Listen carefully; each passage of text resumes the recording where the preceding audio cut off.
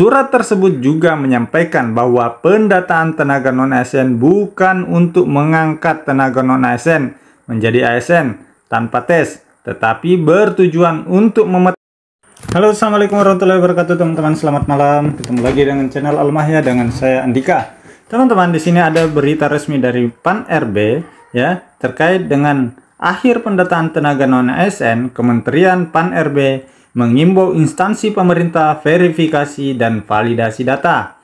Ya, kita simak isi beritanya, teman-teman.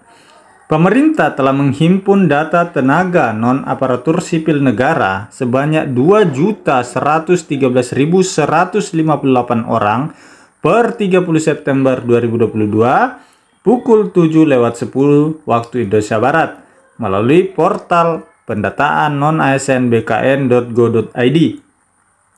Badan Kepegawaian Negara, data tenaga non-ASN tersebut berasal dari 66 instansi pusat dan 552 instansi daerah.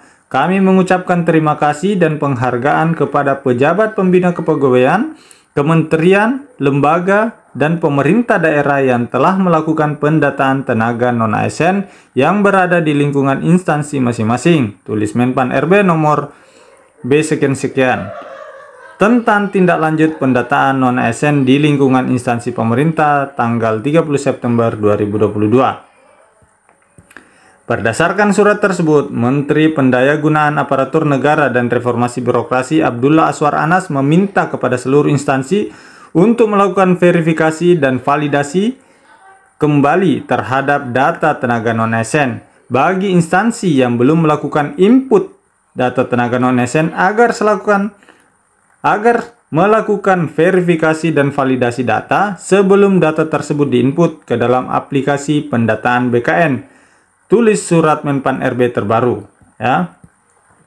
Ini ya, dia suratnya ya. Ini sudah banyak beredar, teman-teman bisa download di website Menpan RB secara langsung.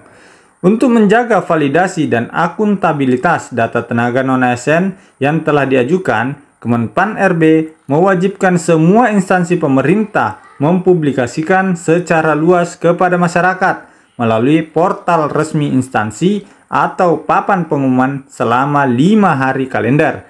Paling lambat, data tenaga non-ASN tersebut harus diumumkan pada 8 Oktober 2022. Untuk mendapatkan tanggapan atau umpan balik dari masyarakat sebagai dasar untuk perbaikan data. Perbaikan data terhadap hasil umpan balik masyarakat wajib dilakukan dalam jangka waktu 10 hari kalender atau paling lambat 22 Oktober 2022 pukul 17 waktu Indonesia Barat melalui aplikasi pendataan tenaga non-ASN milik BKN. Jelas surat tersebut. Surat tersebut juga menegaskan data final, hasil verifikasi dan validasi wajib disertai dengan surat pernyataan tanggung jawab mutlak atau SPTJM yang ditandatangani oleh pejabat pembina kepegawaian.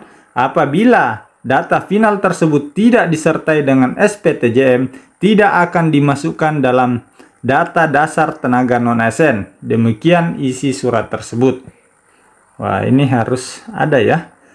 Dalam hal PPK memerlukan SPTJM dari pimpinan unit kerja yang bersangkutan, demikian tulis surat tersebut, maka dapat dilakukan secara internal di lingkungan instansi masing-masing. Apabila di kemudian hari terdapat data yang tidak sesuai dengan surat Menteri PAN RB yang berlaku, akan berdampak pada pertanggungjawaban hukum, baik bagi pimpinan unit kerja maupun bagi PPK ya. Jadi jangan main-main ya. Surat tersebut juga menyampaikan bahwa pendataan tenaga non-ASN bukan untuk mengangkat tenaga non-ASN menjadi ASN tanpa tes, tetapi bertujuan untuk memetakan dan mengetahui jumlah tenaga non-ASN di lingkungan instansi pemerintah pusat dan daerah sebagai data dasar tenaga non-ASN. Menteri Anas sudah berkonsolidasi dengan banyak pihak untuk menyelesaikan masalah tenaga non-ASN. Kolaborasi bersama dilakukan guna memastikan keputusan yang diambil dengan memperhitungkan banyak aspek. Kami telah rapat dengan DPR RI, DPD RI, Kemenpan RB, juga intens membahas bersama Asosiasi Pemerintah Provinsi, APSI, APKASI maupun APEKSI, berbagai forum tenaga honorer dan organisasi guru, serta berbagai stakeholder lainnya, ujar Anas.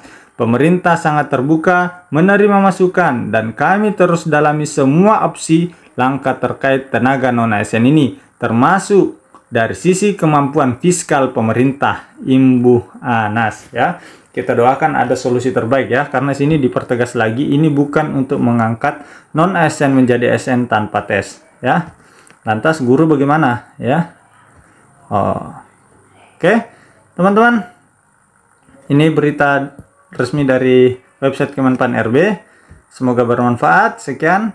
Silakan subscribe untuk terus mendapatkan informasi terupdate. Assalamualaikum warahmatullahi wabarakatuh.